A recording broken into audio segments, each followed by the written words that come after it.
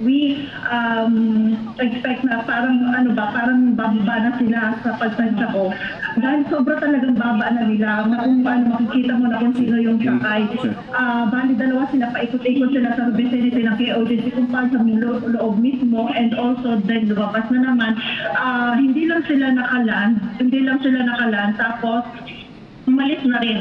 After ilang minuto, umalis na sila. At ngayon ay wala na akong ririnig ng sound ng chopper o nakikita man lang na chopper ng PNP. Kasi PNP chopper yun, puti ang kulay. Yeah. Sige, at ngayon na nakita natin sa screen naman natin sa labas, no? So wala na yung mga pulis na nakabalandra dyan. Maluwag naman nakakapasok doon sa may 18 na hectare na I mean, dito sa Brenda, nakikita kasi natin, may live feed tayo na sa labas ng KOJC religious compound na pwede nang madaanan ng mga motorista. Oo. Bale, unti-unti na nilang naalis yung mga hindi pa nagsimula yung program dito sa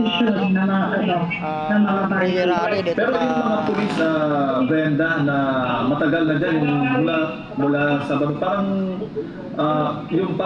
yung mula pa nung Sabado na nagsistay dyan, aandyan pa rin ba o umalis na rin yun sila? Maliban dito sa mga yung update mo na bagong dating? Let me check. Kasi galing kasi kami lang katitipan yung hindi kami pinapasok. Pero ganito Brenda, yung nakikita mo ngayon bukod doon sa mga pulis na nasa cathedral, sa paligid ng compound o dyan ba malapit sa iyo, may nakikita ka pang ibang mga pulis? Kanina, nung before ako, kasi meron tayo di bang main gate yung sa bandang Emerald, and then meron mga pulis doon sa harap ng Emerald Gate. Pag nalangin yung mga KOJC missionary, ang mga pulis nandito pa rin sa nagpahinga doon sa nakaupo sa mga ilalim ng puno sa gilid ng JNC, sa gilid ng piazza, sa harap ng Cathedral Canopy 1. So, ilang libo pa rin sila dito. Doon naman sa hangar, nabalitaan mo ba kung umalis na dito yung mga pulis na sinasabing nag-barricade din sila dito? Saan? Sa hangar? Oo. Wala akong first-hand information as sa hangar. Medyo malayo. Medyo malayo kasi ang hangar dito sa main main compound. Pero malapit ka na sa may Emerald Gate ngayon? Yes, approaching na ako sa Emerald Gate. Mga missionary workers na nanalangin pa rin dito. At yung mga kapulisan, tingnan ko lang una, doon pa sila sa labas ng Emerald Gate. Kikita natin, Brenda, nakapalibot pa yung buong, napapalibutan pa ata ang buong cathedral, kung hindi ako malinaw na dahilan na nanggaling sa kapulisan. That's why bumalik ulit tayo sa mga pananalangin na kung ano man ang kanila pang bagong plano na hindi maganda ay atin ulit idudulog pa magitan ng panalangin. At meron pa akong narinig na parang sinabi ni Tore, if I'm not mistaken, is that kumbaga region 13 na police daw ang pull out lang. I'm not, hindi ko pa ito ma-assure na it is, kasi sinabi sa akin ng ating, ng reporter ng, SMNI din, kasi sila nakamonitor sa press conference. Pero yun ang aking narinig. Brenda, makakasama din natin ngayon, magtatanong din ito si Sir Jay Sonza. Sir Jay, magandang hapon sa iyo. Magandang hapon sa lahat po ng mga nanonood. Magandang hapon sa iyo, Jet. Sir Jay, kasama natin ngayon si Brenda Manalo, nasa mismong loob ng KOJC religious compound. At Brenda, itatanong nga sana natin, Sir Jay, bakit may mga pulis pa? Ito at taga saan itong anong region galing itong mga pulis na nananatili pang nakapalibot dito sa cathedral ng KOJC? Brenda. Yes, partner Jade. Mix ito kasi ng mga regions. Meron kasi dito region 13, region 11, meron din region 10. And yung bagong dating is region 4A.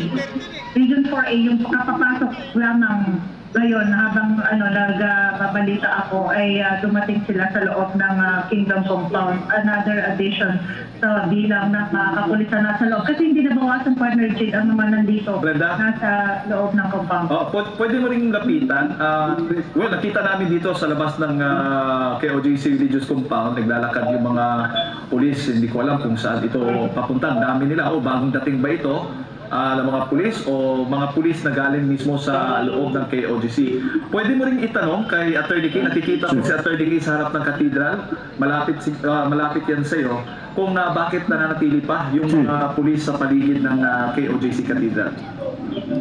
Sige, tatanungin natin sa Attorney K kung anong reason, bakit.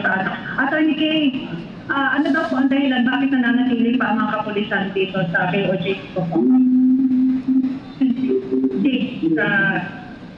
Yun nga, according nga sa Bresbon at doon kay Torre, sa pag-uusap nila ni Torion at saka ni Torre, hindi nga daw siya naniniwala doon sa writ of amparo naniniwala siya sa warrant of arrest, pero hindi siya naniniwala sa writ of amparo. Na yun nga, very clear ang nakalagay sa resolution po na cease and desist their operations. Pero ang sabi niya, hindi daw kasali, continue pa rin daw sila dito. Ang naka-specify lang daw, tanggalin yung mga barricades, tanggalin yung mga blockades. However, you can see po, dito sa loob ng compound, may mga barricades. Although may walang barricades sa labas, pero may barricades po dito sa loob. Actually, in fact, meron pa rin nagbabarricade daw sa labas ng compound. So yun ang nakapagtataka. Parang walang batas, wala nang lawless na talaga, above the law na sila. Parang ano yung rule of law dito ngayon sa Pilipinas? Attorney, kasama ho ba ni Attorney Torion doon mismo sa Camp Katitipan? Kasi sabi ni Brenda, papunta doon o pumunta doon si Attorney Torion kasama ang sheriff ng Regional Trial Court at siguro na ipresenta yung order ng korte kay Torre? Papakiulit daw, Partner Jay. Yung sheriff mismo ng Regional Trial Court, di ba kasama kanina ni Attorney Torion, yung sheriff pa nga nagbabasa ba ng order ng korte. Oo. Na ito ba inaipakita doon kay Torre? Nabasa ba niya yung dokumento? Ang writ of amparo. Wow. Kinikilala niya ang warrant of arrest pero di kinikilala. Ang nakalagay lang daw doon is to remove the barricade. So as to the removal of the police, yung paglito ng mga police ay pinanindigan niya na gano'n pa rin. May nakita ka nito yung footage, parang mga polis na umaharang na naman sila sa daan, sa highway. Meron din. Nakita namin kanina din, Brenda. Siguro baka may tanong din si Sir Jay kay Attorney K. Nandiyan pa ba si Attorney K, Brenda? May tanong na Sir Jay? Magandang hapon sa iyo. Magandang hapon. Yes. Ang ibig sabihin ba nito, si Mr. Torre refuses to recognize the writ of amparo? Sir. Nga daw. Sir. Baka iba yung interpretation or iba yung comprehension niya sa naging temporary protection order po. Ayaw niyang kilalanin. Ayaw niyang recognize, yes, acknowledge. Kasi continue. Wala daw standstill pa rin ang niya dito sa kanyang pag-aasao. Wow. Grabe. That's a direct contempt, no? Ano possible? Nasa harap ko ng Indo. Sa mga tayo sa Cathedral. Ito nga, napalagalakat ako yung kapulisan. Kakanina, kalawasan. Ilan na kanila. At meron tayo ang nakuhan informasyon na relief. Jane, balikan ka lang namin mamaya ha. Salamat sa update at tuloy-tuloy yung aming pagtutok din dito sa mga kaganapan ngayon. No? Nagpatuloy pa rin yung ginagawang panalangin o pananalangin ng mga KOJC missionary workers, Sir Jay at Ina. Hinihintay lang natin si partner Jason Dolbigo kasi magbibigay din siya sa atin ng update kasi bumabalik daw ang mga pulis, no? At muling bumabarikada sa loob ng ating compound. Confirm natin yan at kung magkakaroon din tayo mga live footage, no? Meanwhile, Sir Jay, nakatanggap tayo ng balita ngayon na sa sesyon sa Senado po ay dinipensahan ni Senator Ronald Bato de la Rosa, Bongo, Robin Padilla, and Senator Coco Pimentel, Ani Marcos, ang QOJC at plano pong magkaroon ng investigasyon daw sa Committee on Justice and Human Rights po sa Senado. At okay na ba si Partner Jason? Tingnan natin kung handa na si Jason Rubrico dyan po sa labas ng compound ng Kingdom of Jesus Christ. Jason, kung narinig mo kami, pakibalitaan mo kami kung anong nangyayari dyan sa labas.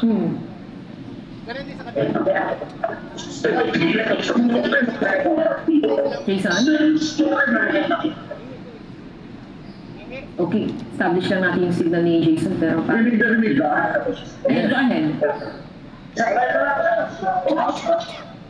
Go ahead, Jason. Nakita tayo ngayon sa labas. Yung Central Headquarters. Nawawala yung video mo, Jason. Yan, go ahead. Okay, nasa labas pala siya ng Central Headquarters po.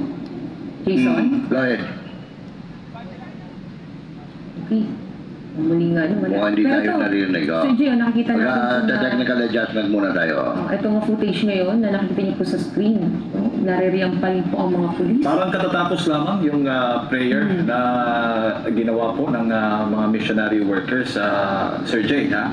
At tulad nga ng sinasabi ni Jean, ni Brenda kanina, update, nakita natin noong una, after nung pagdideklara, sa aming gawain sa hapong ito, ang isang mapayapa na pagtitipon upang ilahad ang aming mga hinaing o mga saloobin, Ama, sa kasalukuyang nangyayari sa aming inang bayan. Kaya habang kami ay magpapatuloy, itong lahat ay aming pong inadalangin sa inyong dakila at makapangyarihang pangalan, ang aming Panginoong Jesucristo sa pamamagitan ng inyong anak. Ang lahat ay magsabi ng Amen. Palakpakan natin ang bawat isa sa atin na nandito ngayon. So, mga kapatid at mga kaibigan, magandang gabi po sa lahat. At kami po ay nagpapasalamat sa lahat na nandito ngayon. Actually, marami pa po ang nagpahayag ng kailang pakiisa at gusto pong sumuporta mga kababayan. So, yung iba ay naghahanda na papunta rito, kaya simulan natin at unti-unti mga kapatid, tuloy-tuloy na to. Tuloy-tuloy para sa tunay na pagbabago. Kaya sa gabing ito, ibigay ko ang buong pagkakataon sa ating unang magsasalita dito na walang iba kundi si Brother o si Ka Eric na kasama natin ngayon. Maganda, tatayo. Huwag na kayo upo. Tayo na lang lahat. Mas maganda.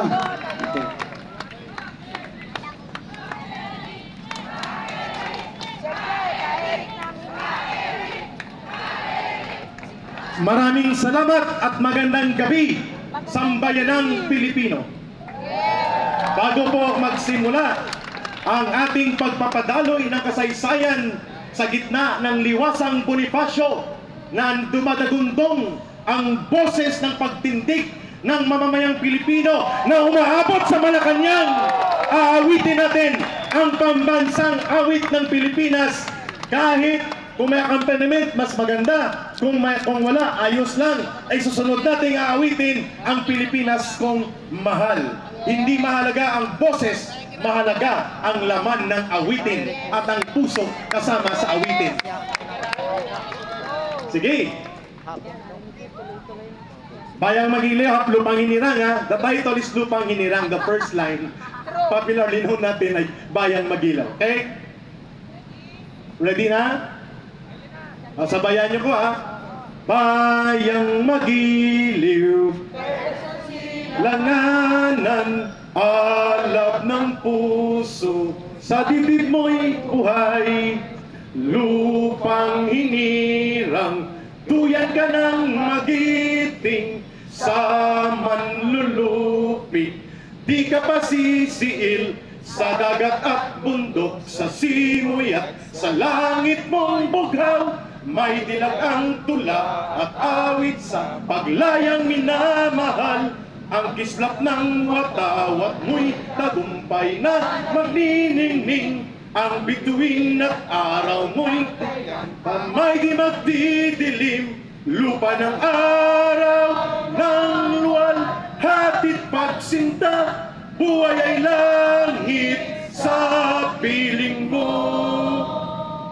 Aming ligaya na pag may mang-aapi ang mamatay ng dahil sa'yo. Mabuhay ang sambayanang Pilipino na nagsisimulang bumangon at maghuhukom at hahatol sa mga mapang-abuso sa gobyernong ito, at itatayo na natin sa madaling panahon ang panibagong gobyerno. Ayun, pangbungad pa lang, naglalagablab na! Naglalagablab na! Ang bayan ko'y tanging ikaw, Pilipinas kong mahal, ang puso ko at buhay man sa iyo'y bibigay. Tungkulin kong gagampanan na lagi kang babantayan. Ang laya mo'y Pilipinas kong hirang. One more time with feeling na aabot sa Mindiola, tagos sa gates ng Malacanang. Ang bayan ko'y tanging ikaw, Pilipinas kong mahal, ang puso ko at di naman sa iyo'y ibibigay. Kulin kong gagampanan na lagi kang paglingkuran. Ang laya mo'y babantayan, Pilipinas kong hirang. Bago tayo umupo sa sunod-sunod ng mga pagpapahayag ng pakikipag-isa ng iba't ibang sektor at organisasyon, sundan niyo po ang panawagan na ito. Bayan, bayan, bayan ko! Bayan, bayan, bayan mo! Di pa tapos ang laban mo! Di pa tapos ang laban mo! Gobyernong manlulupig, tutulan mo, labanan mo. Go! Gobyernong manlulupig, tutulan mo, labanan mo. Hindi umaabot sa Malacanang. Kailangan umabot sa Malacanang ang pagguhit ng galit ng sambayanang Pilipino. Sabay, sabay, sabay. Bayan, bayan, bayan ko! Bayan, bayan, bayan ko! Di patapos ang laban mo! Di patapos ang laban mo! Gobyerno ni Marcos na manloloko, tutulan mo, labanan mo. Gobyerno ni Marcos na manloloko, tutulan mo, labanan mo.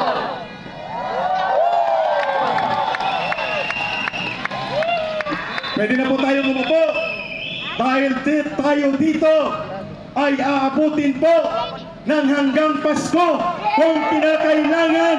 Walang aalis sa Liwasang Bonifacio. Pero matagal na ang Pasko para abutin pa ang abusado at tertugo na gobyerno ni Marcos. Nagtitindig na at nagagalit na ang sambayanang Pilipino. Matagal na ang Pasko na mananatili sa poder si Marcos. Tama?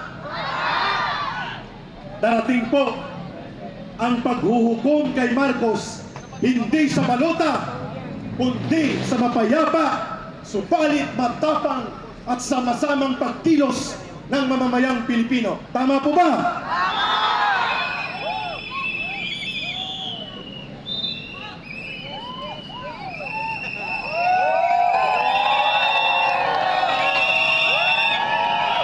nakikita po at napapakinggan sa buong daigdig ang pagtitipong ito sa liwasang Bonifacio habang nagpapatuloy ang makiting na pakikipaglaban ng ating mga kapatid at kapwa Pilipino na sa loob ng 4 na araw tinitirgas, pinipaper spray, sinisipa, pinapalo, ginagapos, ninungutgot at kinakaladkad ng mga bertugong pulis ni Marcos sa pangunguna ni Abalos, ni Marbil, ni Torre at ng mga walang utak at sumusunod sa illegal na utos ng mga commander nilang pulis.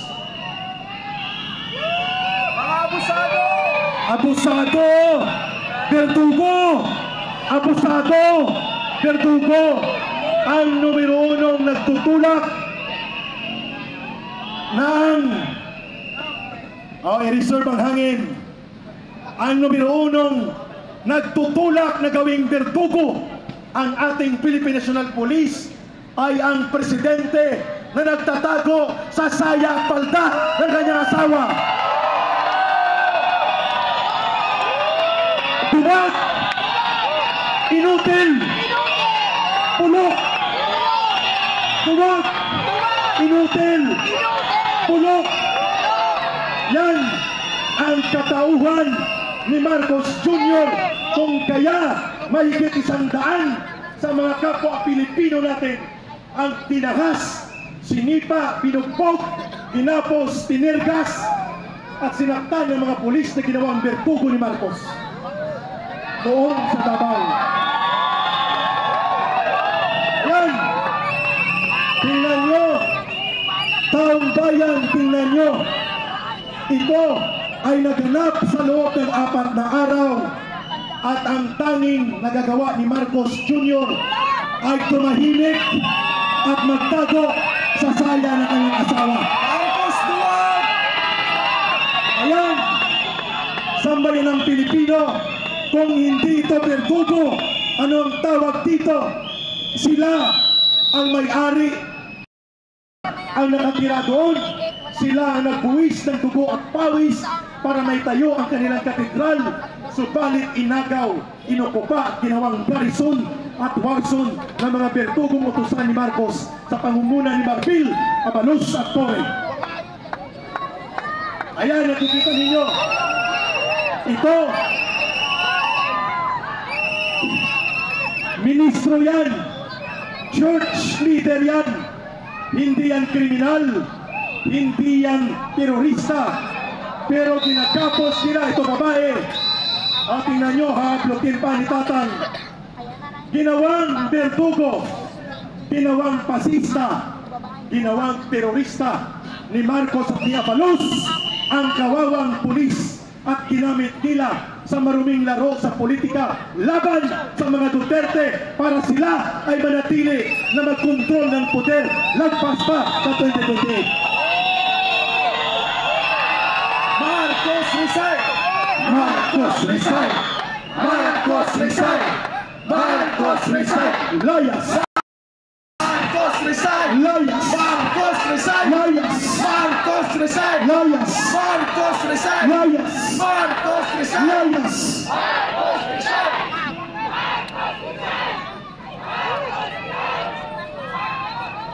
Kalma, kalma. Kalma, baby. Pero malapit na tayong pumunta sa Malacanang para kaladkarin ng mamamayan ang inutil, tuwag at bertugo na presidente na ang pangalan ay Marcos Jr. Nalalapit na ang paghatol ng mamamayang Pilipino sa bulok na gobyerno ni Marcos. Siya magaganap yun. Marcos Duwag! Marcos Duwag inutil. Marcos Duwag! Sa buhay natin, Marcos Duwag inutil. Marcos Duwag inutil. Marcos Duwag inutil. Marcos Duwag inutil. Marcos Duwag inutil. Marcos Duwag inutil! Ayaw na niya magsalita, pero dahil ako ay kailangan pa mag-conserve ng aking hangin, Alam ko nandirito sa paligid ang isa o ilan sa mga naninindigan sa sambayan ng Pilipino. Gusto niyo bang marinig si Banat Boy? Gusto niyo bang marinig si Atty. Clenchong? Gusto niyo bang marinig si Napi Stock? Gusto niyo bang marinig si RJ? Gusto niyo bang marinig ang boses ng kabataan? Ang boses ng tagapagtaguyod ng mabuting pamamahala? Kahit maiksi lang para makahigop ng konting oxygen si Ka-Eric, tatawagin ko si Atty. Clenchong, kasunod si Banat Boy. Sige na, Atty. Glenn, tinatawag ng mamamayang Pilipino. Banat Boy, sunod. Wala na po ito. Ito ay gabi ng walang hintian. Ito ay gabi ng pagtindig ng buong sambayan ng Pilipino. Atty. Glenn, ikaw muna. Si Banat Boy, sunod. Sige, Banat Boy muna.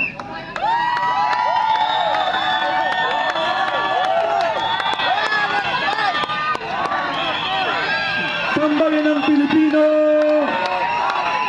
nandito na ang babanat sa kanila. Babanat Boy! Babanat Boy! Babanat Boy! Babanat Boy! Una sa lahat, gusto ko lamang pong i-congratulate po ang lahat ng mga taga-KOJC. Congratulations po! God is good! All the time! Ayun! Alam niyo po, kung matatandaan nyo, nung nangangampanya si Bongbong Marcos, ang kanyang panawagan ay unity. Alam naman po natin na ang mga vlogger ay may kanya-kanyang pananaw, pero ako po ay nagpunta dito para sabihin na we are united to fight against this abusive government. Wala na po ditong banaderos, wala na po ditong bistangeros, iisa lang po, Pilipino tayo lahat! Lalaban tayo!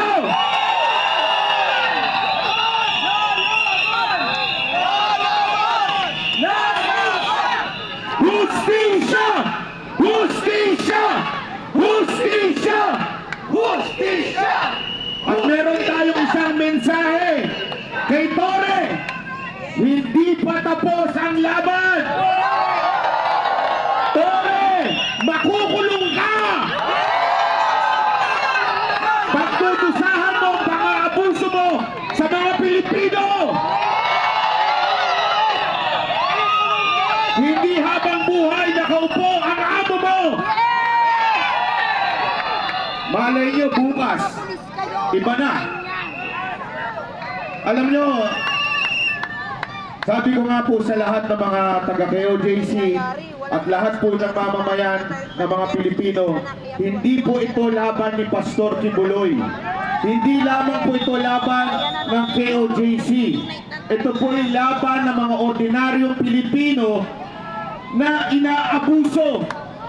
Ang iligal ay pinatutupad ng kapulisan. Mali po yun. Ito. Si General Diwata, oh. Huwag tayong titigil hanggang hindi makulong to. Dahil iligal ang utos na ginawa niya sa mga kapulisan.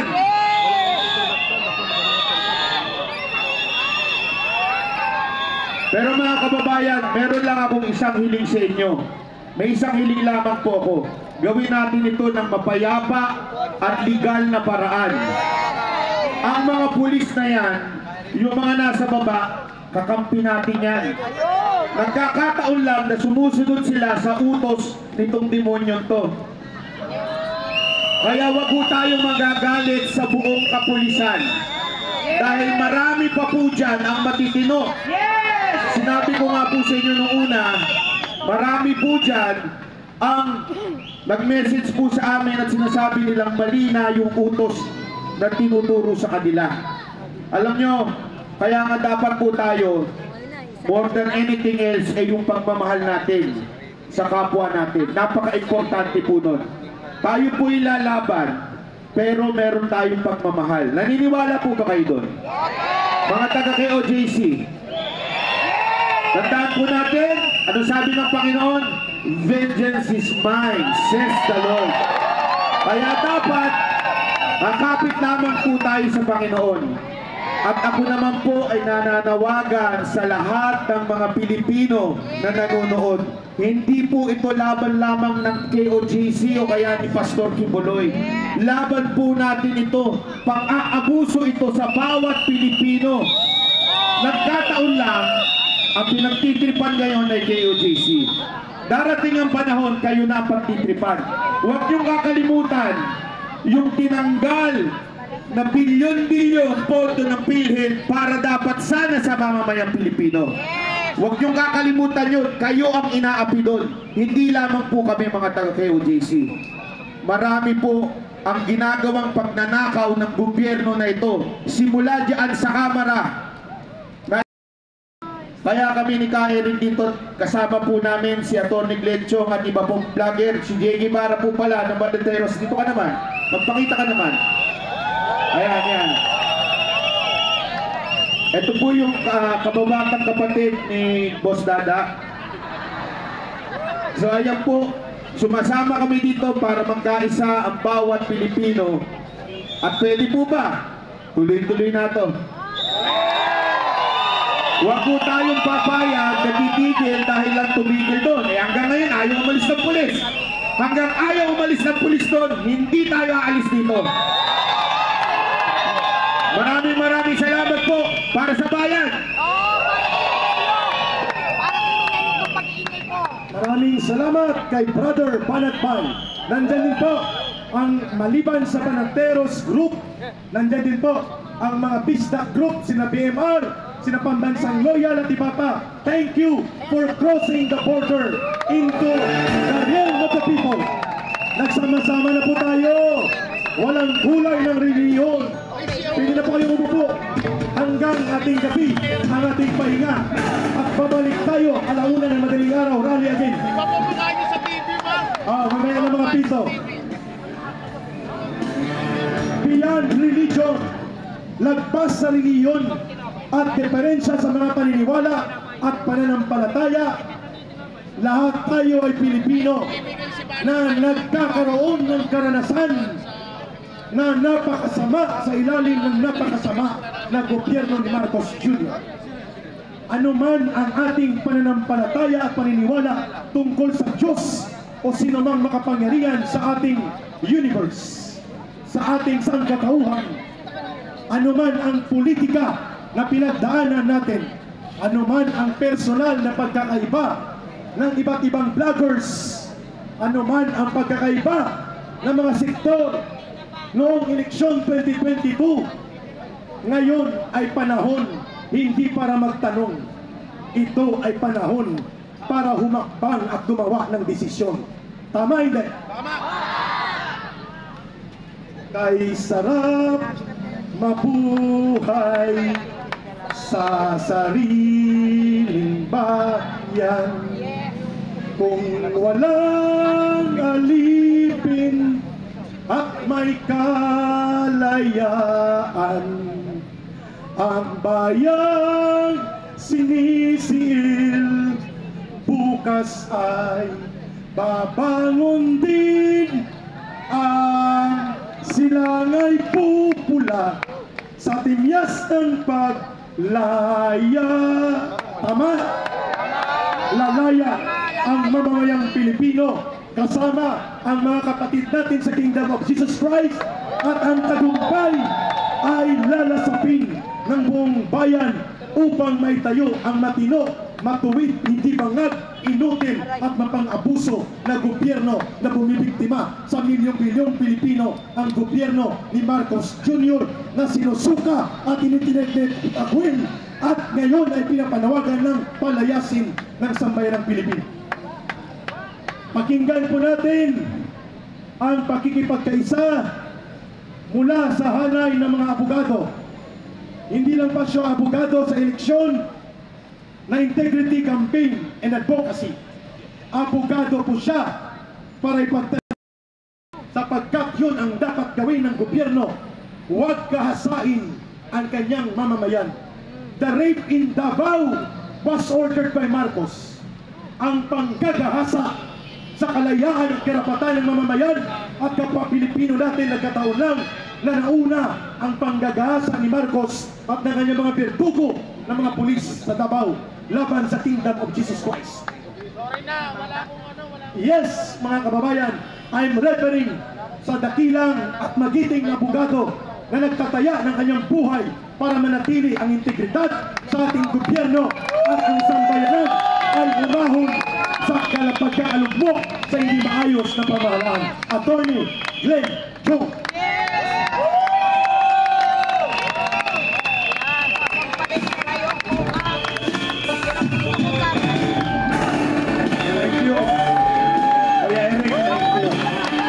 Magandang gabi po sa inyong lahat. Nandito ako kahapon, andito na naman ako ngayon. Sinabi ko kahapon na nandito ako dahil may issue ako laban kay Marcos. Nagsilbi ako sa kanya ng 6 na taon, di ba?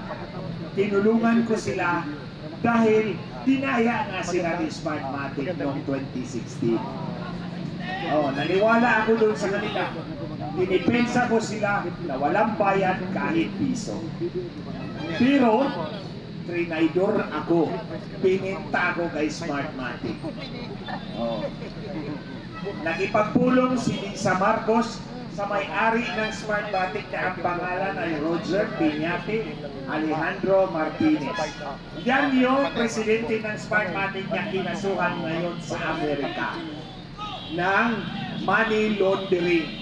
Kasi binigyan nila ng $1 milyong si Andres Bautista noong 2016 elections. So itong issue na to ayaw malaman ni Lisa Marcos ng mga Pilipino na minanipula nila ang pagkapanalo ni Marcos Jr. Ulitin ko, nanalo si Marcos Jr. pero hindi 32 milyon ang kanyang boto. Inangat nila ang kanyang boto para dumikit kay Inday Sara. Ang boto ni Marcos nasa 24 million votes lang.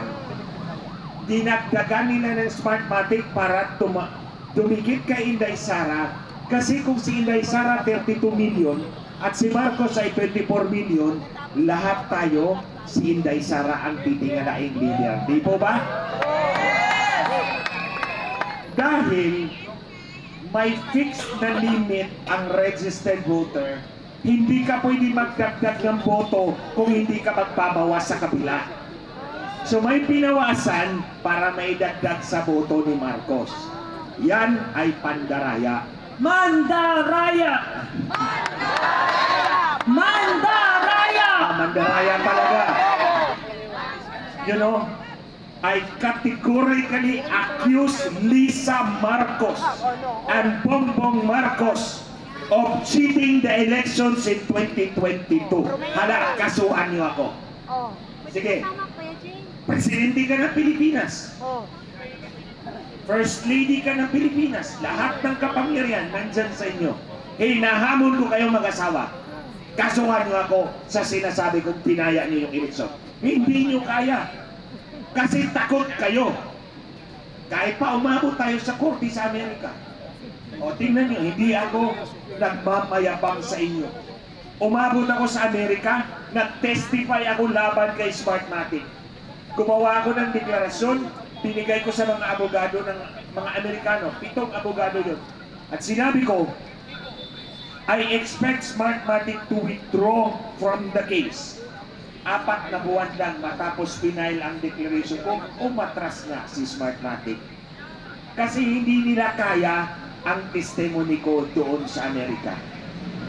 Alam kong tinadaya nila yung eleksyon at si Marcos ay beneficiary ng dayaan na yan.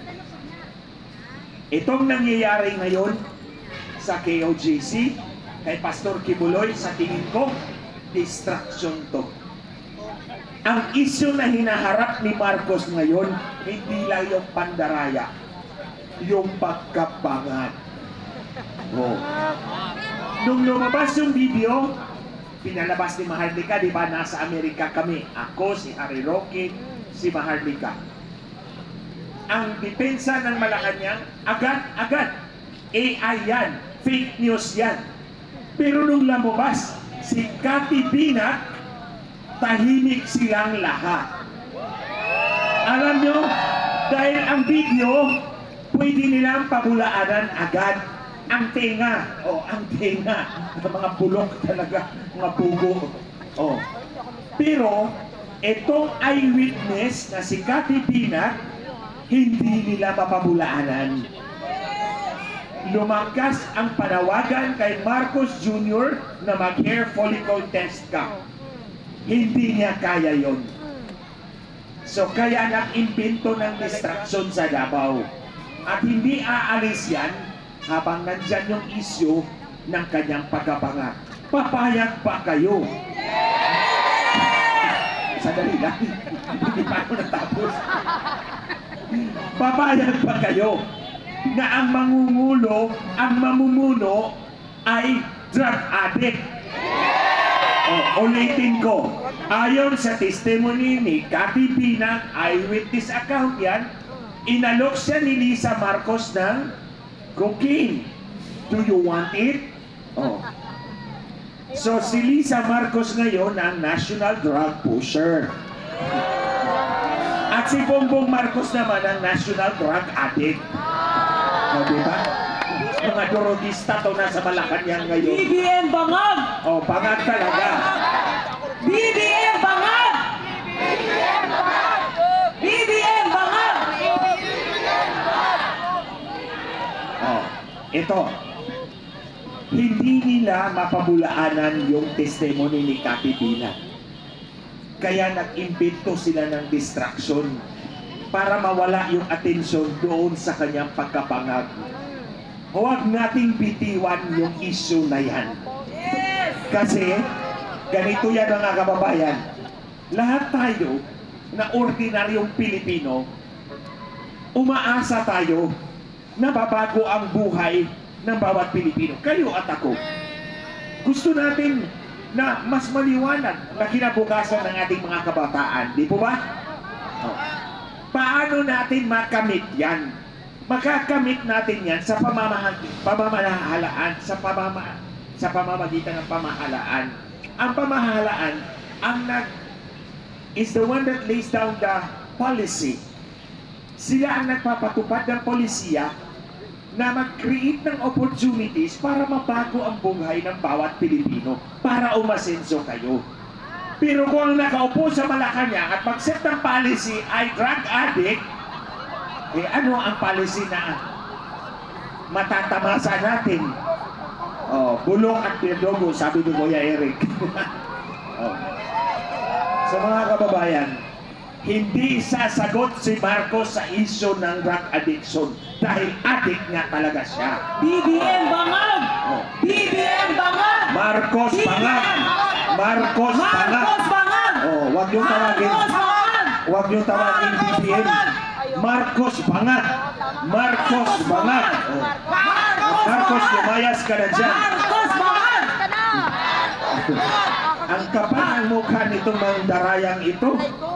Lumayas ka na dyan, Marcos, because we deserve a better leader. Diba? You and I deserve a better leader than Marcos.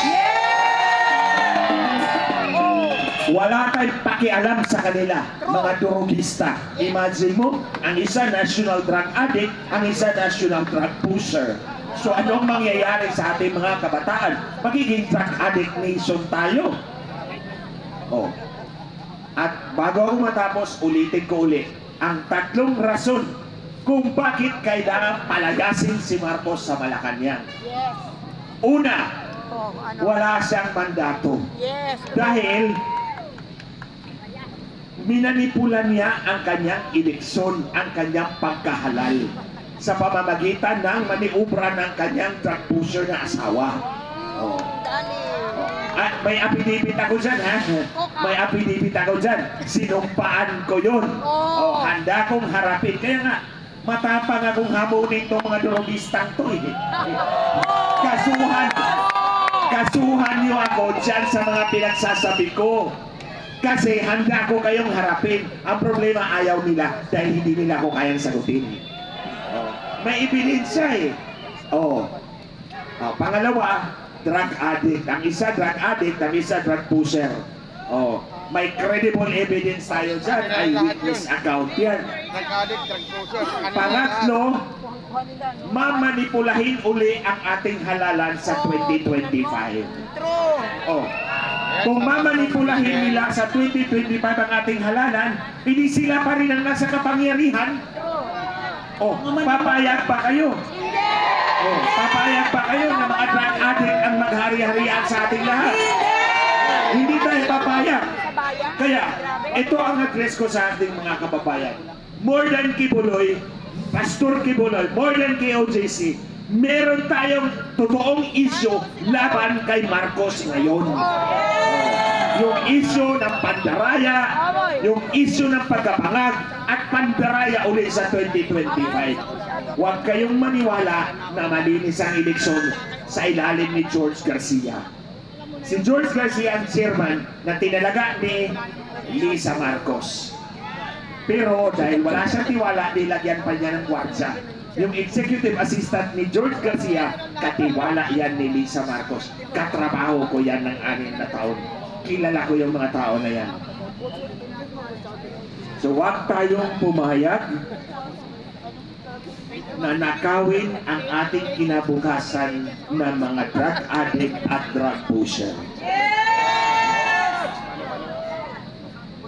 Kung hindi tayo kikilos ngayon, sino pa ang kikilos para sa ating mga anak?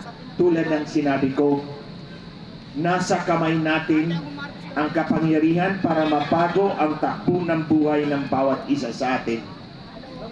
Kung pumili tayo ng tama, lahat tayo mabibiyaan ng tamang pagpili.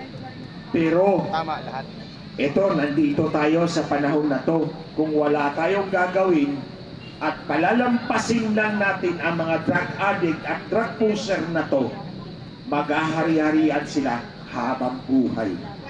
May mga anak pa yan na drug addict din. Magpresidente din yan. So, huwag tayong pumayag. Ngayon pa lang, meron tayong chance na pawiin natin ang kapangyarihang minanipula nila para makuha. So, mga kababayan, ulitin ko, isigaw natin, Marcos resign! Marcos resign!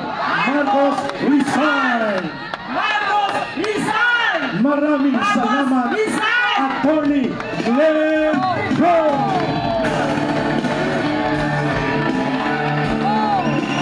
Bayan, bayan, bayan ko!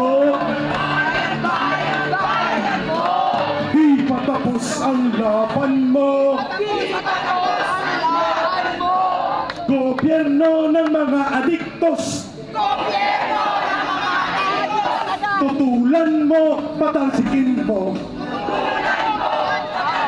Sa bawat with life, buhay, yung parang viral ngayon na maybe this time na mga moves.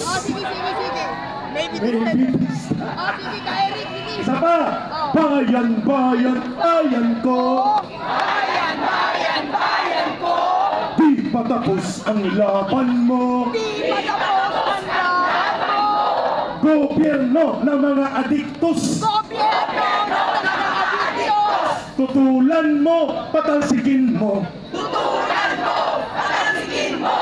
Okay, ito na. Dahil tinalakay ni Atty. Glenn Chong, take your seats.